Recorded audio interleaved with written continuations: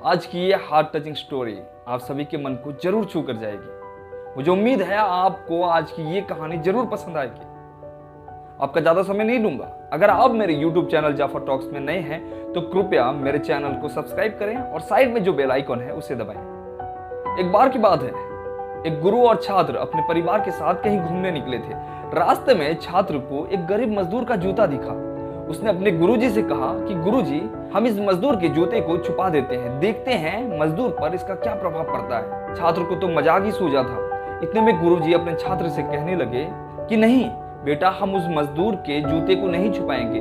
उसके साथ इस तरह का भद्दा मजाक करना सही नहीं है। क्यों ना हम एक काम करते हैं, उसके जूते में कुछ सिक्के छुपा देते हैं और देखते हैं इसका उस पर क्या प्रभाव पड़ता है। उन्होंने ठीक ऐसा ही किया। उस मजदूर के दोनों जूते में कुछ सिक्के छुपा दिए। जैसा ही मजदूर अपना काम खत्म करके जूते पहनने ही वाला था, उसको अपने पैर में कुछ कठोर सा महसूस हुआ। उसने जब अपना हाथ उस पर डाला तो उसको कुछ सिक्के मिले। वो आश्चर्य हो गया और अपने आसपास देखने लगा। दूर दूर तक उसे कोई भी ना दिखा।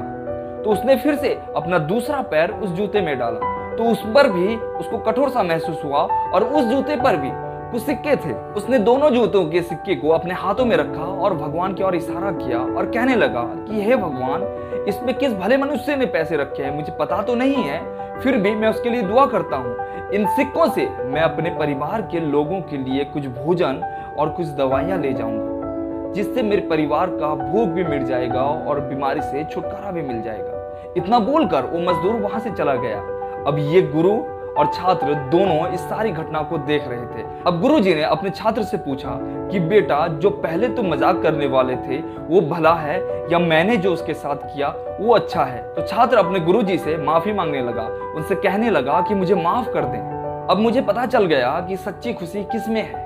अगर हम किसी की मजाक उड़ाते हैं तो कुछ पल के लिए हमें आनंद जरूर मिलता है, लेकिन वो व्यक्ति हमें बद्दुआ भी जरूर देता है। अगर हम किसी को मुश्किल परिस्थितियों में मदद करते हैं और जिसकी भी मदद करते हैं उसको चाहे पता हो या ना हो, अगर उसे मदद मिल जाती है तो वो व्यक्ति हमारे लिए दुआ जरूर करता है। अब मुझे समझ में आ गया है कि यही सच्ची खुशी है। सच्ची खुशी दूसरों की मदद करने से मिलती है। और रही बात, इसी तरह खुशी आप बांटते रहिए और लोगों की मदद करते रहिए।